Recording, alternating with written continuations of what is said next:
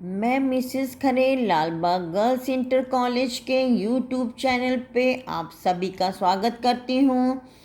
आज मैं क्लास 12 के लिए फिजिक्स सीरीज़ का 95 पार्ट लेकर आई हूँ। बच्चों, तीसरा चैप्टर ख़त्म हो गया, विद्युत धारा वाला। अब आपका फोर्थ चैप्टर आ गया, moving charges and magnetic field.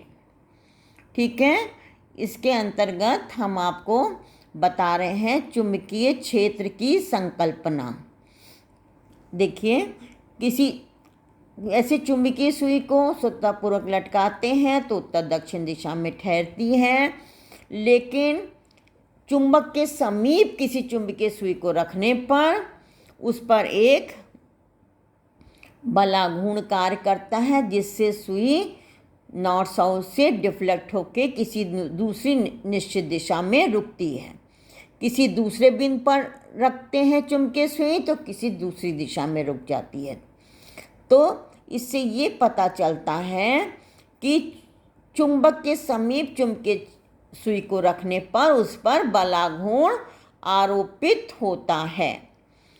तो देखिए, किसी चुंबक के चारों ओर का वो क्षेत्र या वो रीजन जिसमें किसी चुंबकीय सुई पर एक बलाघूर्ण आरोपित होता है, जिसके कारण वो घूमकर एक निश्चित दिशा में ठहरती है, चुंबकीय क्षेत्र कहलाता है।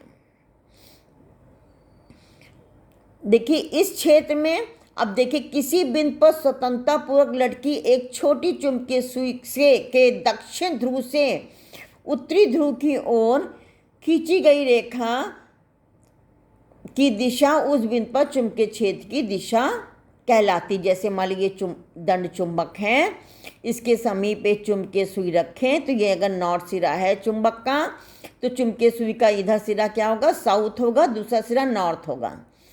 तो चुंबकीय सुई के साउथ से नॉर्थ की ओर, ये देखिए ये दिशा चुंबकीय सुई के साउथ से नॉर्थ की ओर और चुंबक के नॉर्थ से साउथ की ओर, ये दिशा क्या है, ये आपको जो एरो दिखाए गए हैं ये आपको चुंबकीय क्षेत्र की दिशा बता रहे हैं। ये आपको चुंबकीय क्षेत्र की दिशा बता रहे हैं। समझ में आ रहा है? तो ये जो है चुंबकीय बल, ये आपका ये देखिए, ये आपकी इस स्थान पे चुंबकीय क्षेत्र की दिशा ये है, इस स्थान पर ये है।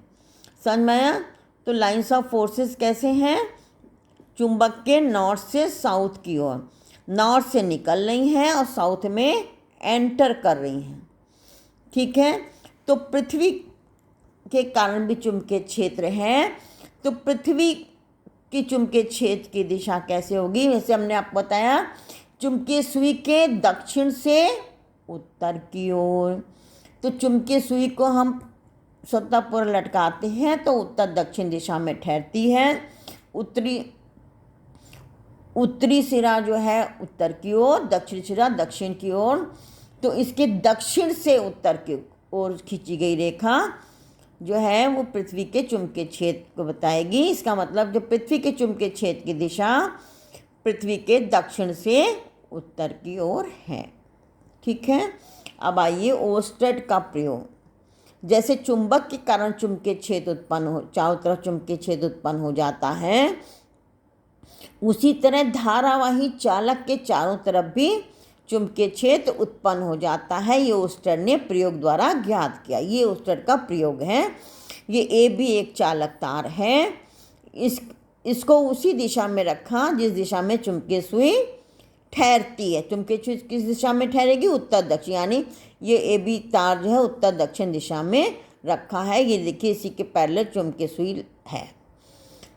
ये बैटरी है, कुंजी है, ये कुंजी खुली है ना, इस समय ये बिल्कुल चुंबकीय सुई और तार जो है एक दूसरे के समांतर है। फिर यहाँ देखिए कुंजी जो है बंद हो गई, यानी कनेक्शन हो गया, धारा बहने लगी। धारा बहते ही चुंबकीय सुई जो है वो नॉर्थ साउथ से डिफ्लेक्ट हो गई, देखिए किसी एक तरफ। ठीक है, और फिर जब देखिए इधर पॉजिटिव से ऐसे धारा यूँ जा रही है, फिर धारा बी से ए की ओर जा रही है, पॉजिटिव इधर है, तो ये इधर की, जैसे मान लीजिए ये इधर की तरफ डिफ्लेक्ट हुई, फिर ये विपरीत दिशा में नॉर्थ से डिफ्लेक्ट हुई। तो देखिए तो इसका मतलब हुआ धारावाही चालक के चारों तरफ क्या है, चुंबकीय क्षेत्र उत्पन्न हो रहा है। इसी कारण चुंबकीय सुई पर एक बलाघूर्ण कार्य कर रहा है। ठीक है, अब आइए आपका धारावाही चालक के कारण उत्पन्न चुंबकीय क्षेत्र। धारावाही चालक यानी करंट कैरिंग कंडक्टर है, उसके चारों तरफ चुंबकीय क्षेत्र उत्पन्न हो रहा है। तो ये बायोट सेवर्ट ने जो है प्रैक्टिकल के आधार पे, प्रयोग के आधार पे कुछ निष्कर्ष निकाले हैं कि ये बहुत इम्पॉर्टेंट है बच्चों, ये पूछा जाता है। ये आपका एक धारावाही तार है, इसमें धारा आई बह रही है ऐसे की तरह, ऐसे नीचे से ऊपर की तरफ। इसमें एक छोटा एलिमेंट डीएल ले लिया, इस तार का छोटा भाग एक लिया डीएल। तो इस धारावाही चालक के जो है स्मॉल एलिमेंट में धारा आई बहने के कारण इससे आर दूरी पे पॉइंट पी है, इस पर चुंबकीय क्षेत्र डी बी जो है समानुपाती है धारा आई के। आई का मान बढ़ा देंगे तो चुंबकीय क्षेत्र का मान बढ़ जाएगा। समानुपाती है डीएल के, ये आपका डीएल है लंबाई, तार की लंबाई, ये स्मॉल एलिमेंट ले लिया है डीएल के। और ये क्या है, थीटा किसके किसके बीच का एंगल है, धारावाही चालक और चालक को उस बिंदु से मिलाने वाली रेखा के बीच का कोण है थीटा। तो ये जो है डी बी समानुपाती है साइन थीटा के, और डी बी समानुपाती 1/r² के। ये आपके यहाँ से यहाँ दूरी क्या है, r। तो इन सब को मिला लें तो ये इक्वेशन बन जाएगी डी बी समानुपाती I D L sine theta upon r²। Proportionality का चिन्ह हटाएंगे तो एक कांस्टेंट लगेगा μ0/4π I D L sine theta upon r²। इस एक्सप्रेशन को, इस इक्वेशन को बायोट सेवर्ट नियम कहते हैं, बहुत पूछा जाता है। तो स्मॉल एलिमेंट में धारा आई बहने के कारण इससे आर दूरी पर चुंबकीय क्षेत्र का सूत्र बायोट सेवर्ट नियम के अनुसार ये है, जहाँ μ0 क्या है, निर्वात की चुंबकशीलता, परमिएबिलिटी ऑफ फ्री स्पेस। इसकी वैल्यू क्या है 4π × 10⁷ न्यूटन अपॉन एम्पियर स्क्वायर। इसकी आप यूनिट निकाल सकते हैं। ठीक है, बी का यूनिट न्यूटन पर एम्पियर मीटर, अभी आप पढ़ लेंगे आगे।